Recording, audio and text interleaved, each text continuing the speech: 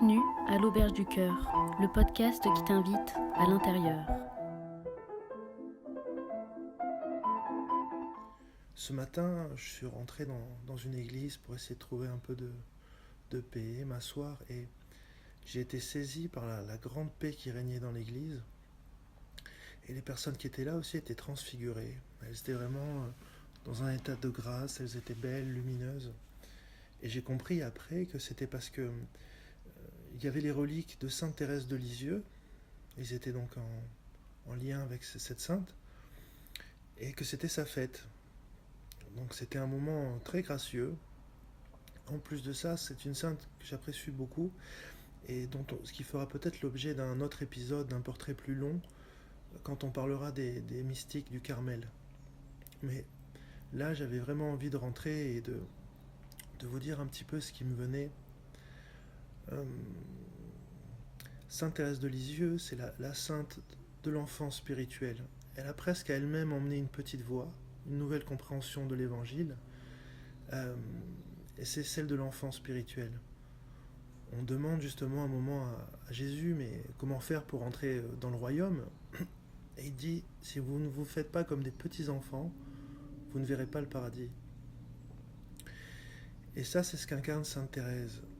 Alors qu'est-ce que c'est un petit enfant? Évidemment, c'est la pureté, la simplicité, la candeur, mais c'est aussi une sorte d'abandon à ses parents. Vous voyez, un petit enfant, quand il monte en voiture avec ses parents, il ne regarde pas la route, il a confiance. Si on lui dit demain on va chez mamie, on va dormir à la mer, ce soir on mange des raviolis, il ne se pose pas de questions. Il y a un abandon en fait, un abandon confiant aux parents. Et c'est ce à quoi nous invite en fait Sainte Thérèse de Lisieux. J'ai essayé un petit peu de parler de ça dans l'épisode sur la souffrance, d'accepter un petit peu les épreuves, ce que nous propose la vie. Et hier, j'ai posté un petit texte sur le groupe qui parle justement du fait de tout accepter, de tout épouser, et qui fait que finalement, on devient un avec les réalités. C'est l'abandon en fait à ce qui est. Quand Jésus sur la croix s'abandonne, c'est là où il y a à son destin, c'est là où finalement il y a mort et résurrection.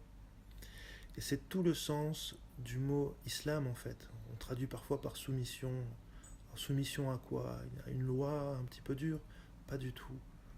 C'est l'abandon à ce qui est, la soumission à ce qui est, le réel, Huwa, lui qui est un nom divin, le réel, El-Haq, la vérité. C'est l'abandon à ce qui est. Et quelque part, à chaque fois qu'on résiste, on est en infraction avec la réalité. Et c'est pour ça qu'on souffre. Hier, j'avais un petit caillou dans ma chaussure, j'étais pas très bien. Et j'ai appelé un copain. Et il m'a dit, tu vois, tu insistes encore.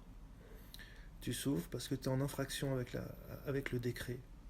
Alors dans l'islam, on parle du décret divin beaucoup. Il y a un livre fantastique. Je le mettrai en lien parce que j'ai perdu le fil. En tout cas, voilà, cette idée d'abandon au décret. Et Sainte Thérèse, par exemple, a eu des grandes souffrances. Elle a eu la tuberculose à la fin de sa vie. Elle s'est abandonnée à tout, comme venant de son Seigneur. Elle a accepté. Tout ça a été une occasion de grandir et finalement d'être un avec ce qui est. Elle dit aussi, c'est très beau, c'est la sainte qui est heureuse d'être toute petite, qui est heureuse de son incapacité, car c'est ça qui la rapproche de Dieu. Elle dit, Seigneur, je ne rougis pas, ma vertu c'est toi. Et il y a un très beau texte que je mettrai aussi dans le descriptif de la vidéo YouTube, où elle dit, Seigneur, je désire être sainte, et je comprends que si tu m'as donné ce désir, vu que tu n'es pas un Dieu cruel, c'est que c'est possible. Tu ne peux pas m'inspirer ce désir si c'est pas possible. Mais quand je me compare avec les autres saints, ou que je me regarde, je me trouve toute petite. Alors j'ai envie de savoir, et elle cherche dans la Bible, elle dit, j'ai cherché dans la sagesse, et je suis tombé sur cette page, celui qui est tout petit, qu'il vienne à moi.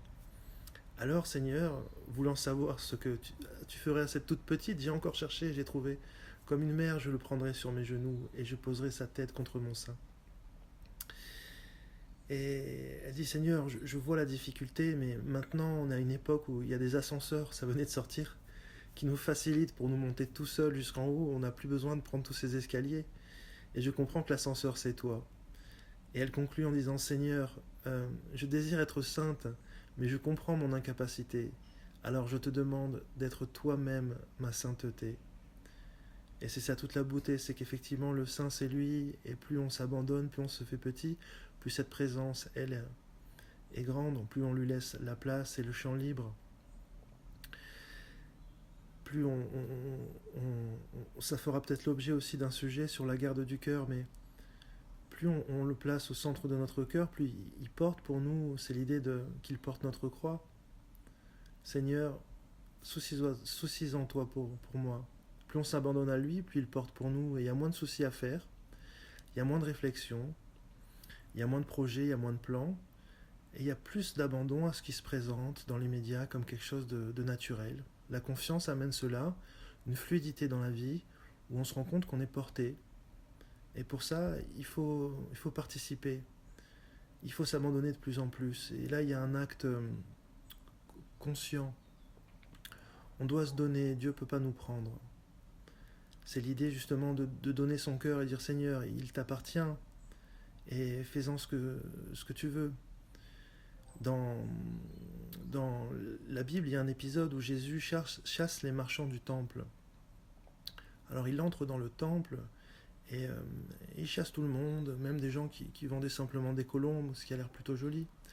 Alors dans la tradition, on dit que voilà, c'est tous ceux qui monnaient ou qui marchandent avec le spirituel, etc. Mais Maître Eckhart, qui est un grand mystique chrétien, donne une autre interprétation. Il dit non, il chasse les marchands du temple parce que il n'y a que le Christ qui a le droit de siéger dans le temple. Il n'y a que la présence de Dieu. Il n'y a que cette lumière. On avait fait un épisode sur le Christ en tant que logos et que lumière. Il n'y a que lui qui a le droit de siéger dans ce temple. Et même les colombes, des petits trucs minis, c'est quand on marchande avec le bon Dieu, c'est nos petites prières, nos petites demandes. Et en réalité, vient un moment où il n'y a même plus besoin de ça. Quand on lui a laissé toute la place dans notre cœur, il n'y a plus besoin de rien demander puisque notre volonté s'est alignée avec la sienne. C'est le sens de la parole dans le Notre Père. Seigneur, que ta volonté soit faite. Et alors notre petite volonté humaine est harmonisée avec la volonté divine et les choses se font spontanément. Et finalement, c'est ça. Ne pas être en infraction avec ce qui est. Ne pas mettre de résistance avec ce qui est proposé. Accepter le décret comme un plat que nos parents nous serviraient avec amour. Accepter d'être conduit à droite ou à gauche avec confiance par le Seigneur. Voilà, Sainte Thérèse, c'est la grande sainte de la confiance. Et la confiance, c'est ce qui conduit à l'amour, à l'abandon. Évidemment, le rejet, la peur, c'est tout ce qui nous ferme à l'amour et qui crée la division. Si on devait faire une équation simple, ce serait ça. Amour, abandon, confiance, paix, et de l'autre côté, la peur, le refermement, le resserrement, l'appropriation, la survie, voilà, etc., etc. Donc, aujourd'hui, on peut demander l'intercession de Sainte Thérèse, la toute petite Thérèse, pour qu'elle nous aide, nous aussi, à nous faire tout petits, dans la simplicité, sans triche, et être dans l'abandon confiant avec ce que nous propose la vie, avec ce qui est. Merci à tous, merci de m'avoir écouté, et à très bientôt.